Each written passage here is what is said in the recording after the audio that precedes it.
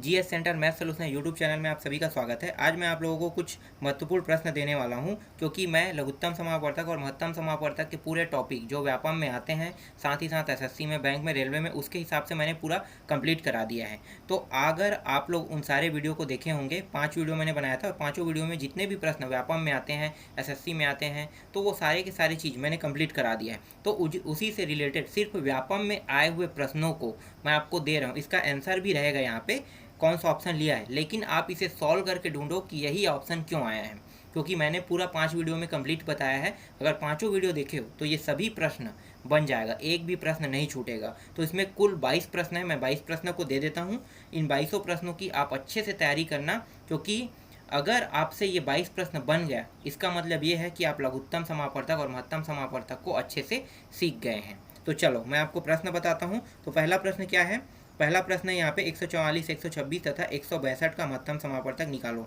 यहाँ पे 4 ऑप्शन, यहाँ पे आंसर भी दिया है। कैसे निकालना है मैंने पहले ही बता दिया है कैसे निकालना है, तो आप इसे निकाल के देखो, आंसर यहाँ पे लगा हुआ है ऑप्शन में। इसी तरह से देखो दूसरा प्रश्न क्या है।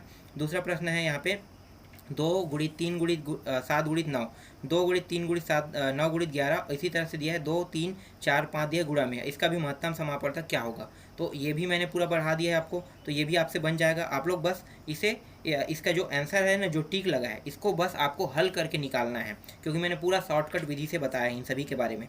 इसके बाद देखो तीन संख्याएं 1:2:3 के अनुपात में है तथा उनका महत्तम समापवर्तक 12 है। ये संख्याएं, तो ये संख्या क्या क्या है, तो आप इसे भी आसानी से आप निकाल सकते हैं। ये भी प्रश्न मैंने हल करके बताया था। ये व्यापम में आए हुए प्रश्न है जो भी मैं आपको बता रहा हूँ, ये सभी। इसके बाद देखो नेक्स्ट प्रश्न देखो, दो संख्याओं का अनुपात 15:11 है। यदि उनका महत्तम समापवर्तक 13 हो तो ये संख्याएं है। तो ये संख्या क्या है, तो यहाँ पे इसको आसानी से आप निकाल सकते हो। इसी तरह से नेक्स्ट प्रश्न देखते हैं, पांचवा प्रश्न। पांचवा प्रश्न क्या है? 8, 12, 15 का लघुत्तम समापवर्तक निकालना है। आंसर है यहाँ पे, आप आसानी से निकाल सकते हैं। इसके बाद देखो यहाँ पे फिर से आ रहा है लघुत्तम समापवर्तक निकालना है इसका, तो इसका भी आप लघुत्तम समापवर्तक आसानी से निकाल सकते हैं। फिर यहाँ पे देखो सातवां में 3, 4, 6 और 10 का लघुत्तम समापवर्तक क्या है, तो इसका लघुत्तम समापवर्तक, इसका आंसर भी यहाँ पे लगा हुआ। इसी तरह से आठवां देखो, दो संख्याओं का महत्तम समापवर्तक और लघुत्तम समापवर्तक 2 है और 12 है। यदि एक संख्या 4 है तो दूसरी संख्या किस प्रकार निकाली जा सकती है, इससे रिलेटेड भी मैंने प्रश्न बताया है, तो ये भी आपसे बन जाएगा। इसके बाद देखो दो संख्याओं का लघुत्तम समापवर्तक 144 है तथा महत्तम समापवर्तक 8 है। यदि एक संख्या 16 है तो दूसरी संख्या क्या होगी, ये भी उसी से रिलेटेड क्वेश्चन है। दो संख्याओं का गुणनफल 216 है। यदि उनका महत्तम समापवर्तक 6 है तो उनका लघुत्तम समापवर्तक होगा, तो ये भी प्रश्न मैंने बता दिया है। इसके बाद देखो दो संख्याओं के महत्तम समापवर्तक तथा लघुत्तम समापवर्तक क्रमशः 12 तथा 600 है। यदि एक संख्या 24 है तो दोनों संख्याओं का औसत क्या होगा, तो यहाँ पे इस बार औसत बताना है। ठीक है, तो इससे रिलेटेड मैंने प्रश्न बताया था, लेकिन औसत नहीं निकाला था। तो ये भी प्रश्न आप लोग ट्राई करना, अगर सीख गए तो औसत आसानी से निकाल सकते हो। अगर अभी नहीं बना पाओगे तो जब मैं आपको औसत वाला टॉपिक पढ़ाऊंगा तो आप आसानी से बना लेना उसको। चलो आगे देखेंगे। इसके बाद है दो पूर्ण संख्याओं का गुणनफल 1500 है तथा इनका महत्तम समापवर्तक 10 है, तब इन लघुत्तम समापवर्तक क्या होगा।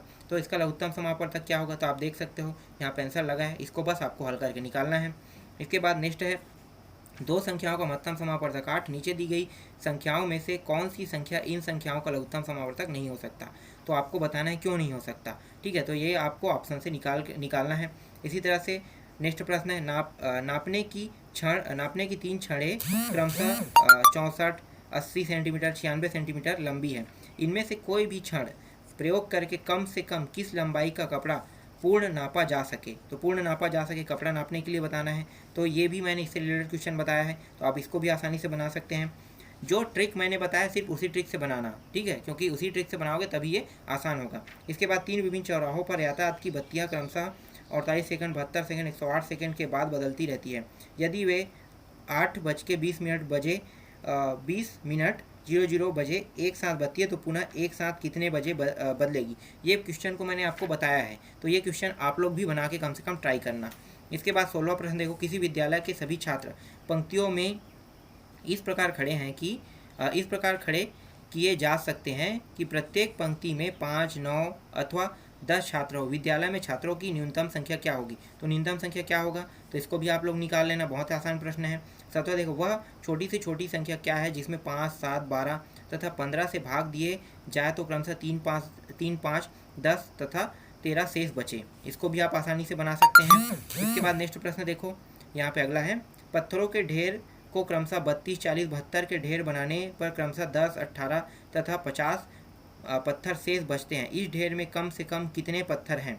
तो कितने पत्थर इसको बताना है आपको। वह छोटी से छोटी कौन सी संख्या है जिसमें से 7 घटाने पर प्राप्त संख्या 12, 16, 18, 21, 28 में से प्रत्येक से पूर्णतः विभक्त हो जाए?